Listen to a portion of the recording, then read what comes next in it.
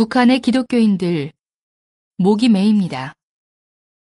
저는 북한 함경북도 청진에서 태어나 근 50년을 북한에서 살았습니다. 그러다가 주님의 은총으로 96년 아들을 데리고 남한으로 올 수 있었습니다. 저는 북한에서 태어나 북한에서 성장했기 때문에 하나님을 모르고 살았습니다. 제가 영문도 모른 채 지하 감옥에서 모진 고문과 사형 선고까지 받고 사형 집행날 극적으로 사형을 취소한다는 통지와 함께 정치범 수용소로 보내졌을 때 수용소 안에서 겪은 북한 신자들의 모습입니다. 저는 김일성대학 경제학부를 졸업했기 때문에 정치범 수용소에서 죄수의 신분으로 유일하게 6천여 명이 수용된 그곳의 모든 사람들에게 일을 시킬 수 있는 생산지휘와 모든 재정 업무를 맡아서 하게 되었습니다. 그 때문에 저는 많은 사람들이 일하는 작업장들을 이곳저곳 마음대로 갈 수 있었습니다.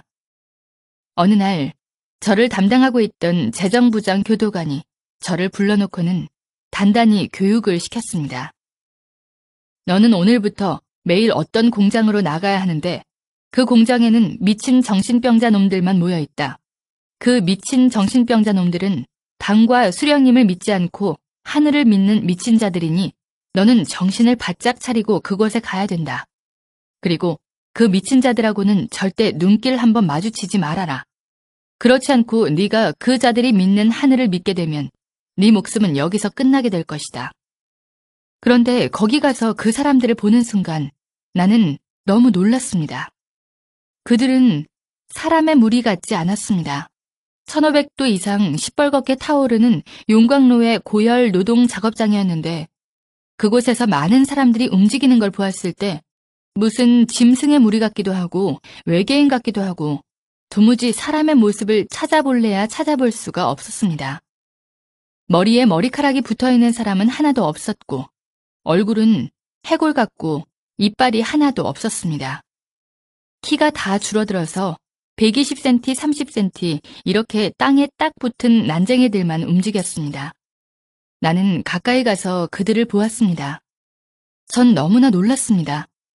잡혀올 때는 정상인들이 잡혀왔는데 거기 와서 하루 16시간, 18시간씩 먹지도 못하고 그 고열 노동 속에서 일을 하다 보니 그 사람들은 척추가 녹아내려서 뒷잔등에 혹이 되어 있었고 몸이 다 휘어져서 앞가슴하고 배가 마주 붙어 있었습니다.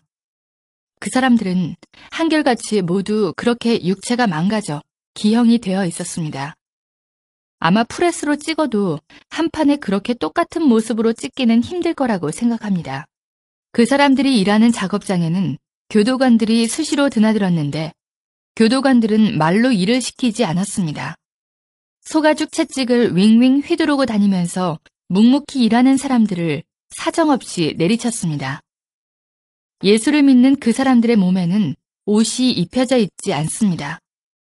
저는 처음에 멀리서 그 사람들을 보았을 때 모두 다 검은 옷을 입고 있는가 했습니다. 그런데 가까이 다가가서 찬찬히 보니 그 사람들은 맨 살가죽에다 앞에 시커먼 고무 앞치마 하나만 걸치고 있었습니다. 용광로의 뜨거운 불꽃이 앙상하게 말라붙은 살가죽에 튀고 또 튀어 딱지가 않고 그 자리에 쇳물이 또 떨어지고 타버리고 해서 그 사람들의 피부는 한 곳도 성한 곳이 없었고 마치 짐승의 가죽과 같았습니다.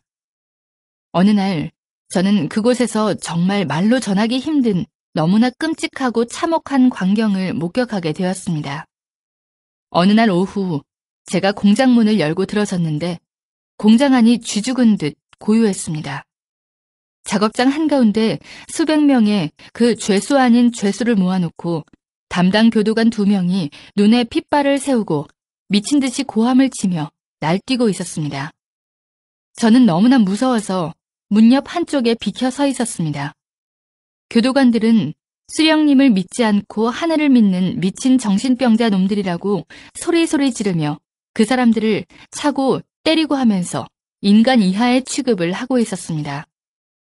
교도관들은 너희들 가운데서 단 한 사람이라도 좋으니 대열 앞에 나서라.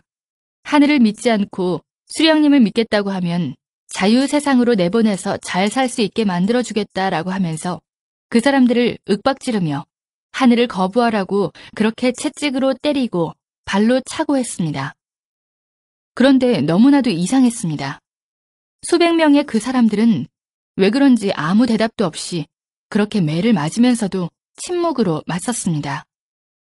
저는 너무나 무서워서 빨리 한 사람이라도 나서야 되는데 그래야 오늘 누가 맞아 죽지 않을 텐데 왜 계속 저렇게 입을 다물고 있나.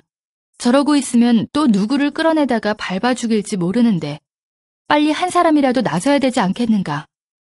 그렇게 마음속으로 다급하게 생각하며 문 옆에 서서 무서움과 공포 속에서 떨고 있는데 예수를 믿는 그 사람들은 계속 침묵으로 대응했습니다. 그때 독이 오른 교도관이 그 사람들에게 달려가서 닥치는 대로 아무나 8명을 끌어내다가 땅바닥에 엎어놓았습니다. 그리고는 구둣발로 내리밟고 짓이겼습니다. 순식간에 피투성이가 되고 허리뼈, 팔, 다리뼈가 부러졌습니다. 그 사람들은 고통 중에서도 몸을 뒤틀면서 짓밟힐 때마다 신음소리를 냈는데 그 신음소리가 너무나도 이상하게 들렸습니다. 저는 그때 주님이 누군지 하나님이 누군지도 전혀 몰랐습니다. 뒤에 알고 보니 그 사람들이 구둣발로 짓밟혀 뼈가 부러지고 머리통이 부서져 나가면서 신음소리처럼 애타게 불렀던 것은 바로 주님의 이름이었던 것입니다. 저는 그 사람들이 당했던 고통의 1000만분의 1도 제대로 여러분에게 전해줄 수가 없습니다. 미쳐 날뛰던 교도관 2명은 수령님과 당을 믿는 우리가 사는가 아니면 하나님을 믿는 너희가 사는가 보자면서 달려가더니 용광로에 펄펄 끓는 샘물통을 끌어왔습니다. 그리고는 그 샘물을 피투성이가 된 그 신자들 위에 부었습니다.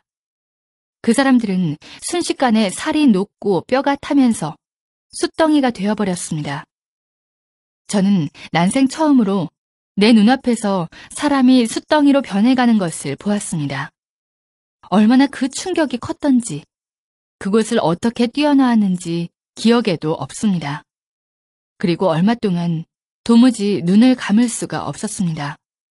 그 정신적 충격으로 눈만 감으면 눈앞에 숯덩이가 된 사람이 어른거려서 도무지 눈을 감을 수 없고 잠도 제대로 잘 수가 없었고 일도 제대로 할 수가 없었으며 큰 소리로 비명을 지르고 정신이 들어갔다 나갔다 했습니다. 저는 그 일을 목격하기 전까지는 그래도 마음 한구석에 실오라기만큼이라도 수령님과 당에 대해서 믿고 있었습니다. 그러나 저는 그때 깨달았습니다. 무엇을 믿어야 하는가를 말입니다. 인간은 주님을 꽉 잡아야 된다는 것을 저는 그때 뼈저리게 깨달았습니다. 저는 그때부터 다시 우리 어머니가 평생을 하늘에 기도했다는 그 하늘을 찾기 시작했습니다. 저는 너무나도 간절하게 하늘을 찾았습니다. 저 사람들이 저렇게 불에 타 죽으면서까지도 저렇게 거부하지 않고 저렇게 믿는 하늘이 진짜로 그 하늘이 어디에 계시다면 나를 좀 살려달라고. 그리고 저렇게 무서운 짓을 하는 저자들에게 하늘에서 정말 벌을 내려줘야 되지 않겠느냐고. 그렇게 마음속으로 부르짖으며 자나깨나 꿈속에서도 하늘을 찾고 또 찾고 기원했습니다. 그런데 진짜로 주님께서 그 간절한 저의 기도를 들어주셨습니다. 한 달이 멀다 하고 공개 처형이 있었는데 어느 날 누구를 또 공개 처형시키려는지 6,000명이나 되는 수용소 사람들을 한자리에 다 모이게 했습니다. 공개 처형 때는 언제나 하늘을 믿는 사람들을 맨 앞줄에 앉힙니다. 그런데 하늘을 믿는 자들은 살아서나 죽어서나 하늘을 보지 못하게 하라는 기밀성의 특별 지시와 규정이 있어서 하늘을 믿는 그 사람들을 앉힐 때에는 무릎 사이에 목을 끼우고 땅에 얼굴을 대고 엎드리게 했습니다. 심지어 죽어서도 하늘을 보지 못하게 해야 한다면서 죽은 시체도 목을 꺾어 거적에 말아서 어두컴컴한 산골짜기 나무 밑에 파묻게 규정이 그렇게 되어 있었습니다. 그날도 신자들은 하늘을 조금도 못 보도록 목을 무릎 사이에 끼우고 맨 앞줄에 앉아 있었고 그 뒤쪽으로 다른 사람들이 줄지어 앉아 있었습니다. 누구를 또 공개 처형하려는가 생각하고 있는데 갑자기 큰 소리로 내 이름을 부르는 소리가 들렸습니다. 저는 너무 놀라 쇠몽둥이로 머리를 한 대 맞은 것처럼 정신이 아찔하여 대답도 할 수가 없었고 일어설 수도 없었습니다. 그러자 간수들이 나를 끌어내다 앞에 세웠습니다. 내가 군중들 앞에 섰을 때 수용소 소장이 나에게 고마운 수령님과 당의 은덕으로 너는 이 시각에 석방이다 라고 통보를 했습니다. 바로 그 순간 목을 무릎에다 끼우고 맨 앞줄에 엎드려 있던 신자들이 내가 석방된다는 소리에 약속이나 한 듯이 동시에 고개를 번쩍 들었습니다. 그때 저는 그분들의 눈빛을 보았습니다. 그분들은 눈빛으로 간절히 말했습니다. 밖에 나가거든 자기들의 실상을 세상에 알려달라고. 지금도 제 가슴에는 그분들의 그 간절한 눈빛이 남아 있습니다. 그리고 우리 어머니가 평생을 빌고 또 빌은 그 하늘이 한 번 들어가면 살아나올 수 없는 그 악명 높은 정치범 수용소에서 저를 살려주었다고 굳게 믿고 있습니다. 주님께서 저희 모자를 살려주셨기 때문입니다. 저는 북한의 수용소에 갇혀있는 그 신자들의 눈빛을 절대로 잊을 수가 없습니다. 저는 그분들이 이 시대의 순교자라고 봅니다. 저의 증언으로 인해 북한 신자들의 인권 문제가 150여 개 나라에 나갔고 세계가 떠들었습니다. 유럽의 지식인 100여 명이 프랑스에 모여 북한 신자들의 인권을 위한 성명을 발표하기도 했습니다. 여러분, 자유롭게 신앙생활할 수 있는 것에 감사하십시오. 그리고 북한을 위해 기도해 주십시오.